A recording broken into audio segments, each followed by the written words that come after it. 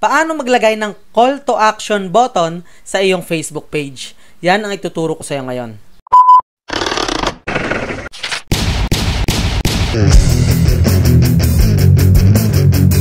Hi, my name is Kelvin Clint Quinto. Welcome to my channel. Kung bago ka lang dito, ay huwag mong kalimutang i-click yung subscribe button, pati na rin yung notification bell para updated ka palagi sa mga bagong tutorials ko kagaya nito. At ngayon, sa video na ito ay tuturo ko sa iyo kung paano maglagay ng call to action button sa iyong Facebook page. So malaking tulong tong call to action button sa Facebook page natin, lalo pag bumibisita yung mga visitors sa page natin. Talagang kapansin-pansin siya, okay? Dahil malaki siya, okay? Malaki yung button na yan. At ikaw yung bahala kung saan mo gustong papuntahin yung visitor mo. Okay? Kung ano gusto mong mangyari kapag kinlik niya yung button na yon. So ngayon, ituturo ko sa iyo kung paano nalalagay or na-edit yon. Okay? So dito, punta ka muna sa Facebook page mo, syempre una. At kapag bagong gawa yung Facebook page mo, normally yung nakalagay dyan is add a call to action button. O kaya naman, etong send message.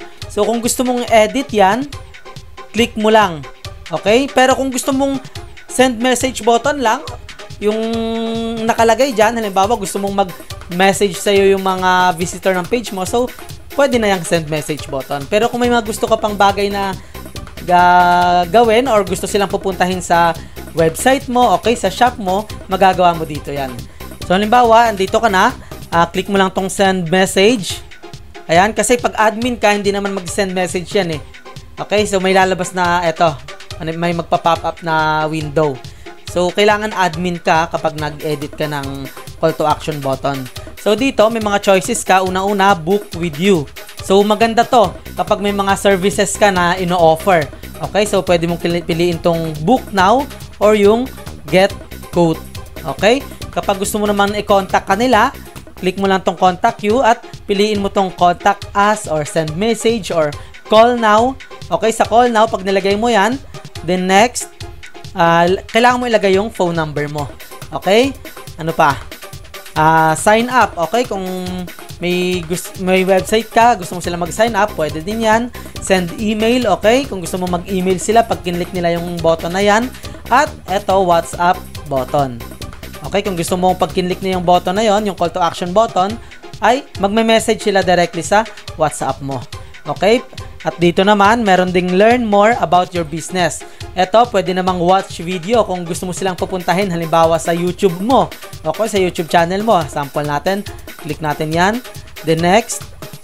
Ayan. So, pwede mo silang redirect sa website link mo. Okay? Pag click mo yan, pwede mo ilagay yung link ng YouTube channel mo. Or pwede rin naman sa Facebook video. Okay? Pag kinlik nila yan, mag-upload ka ng video at dyan sila mareredirect sa video na in-upload mo kapag kinlik nila yung call to action button na yon. So, ano pa? Back tayo. Shop with you. Ayan.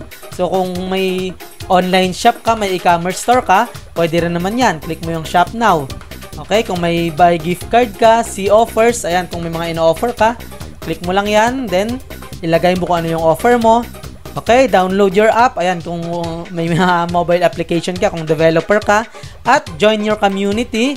Kung may Facebook group ka na nakakonect dito sa page mo, pwede rin naman yan. Click mo yung visit group. Then, next, ayan, select one of your groups. So, pili ka dyan ang gusto mo ilagay. Ayan.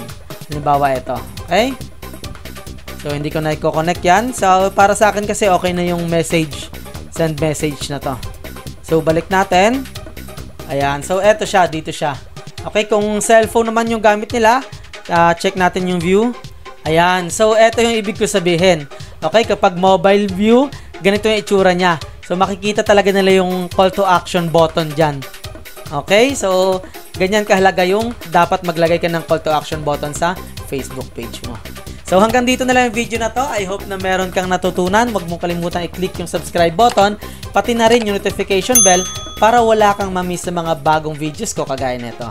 Again, my name is Kelvin Clint Quinto. See you on my next video.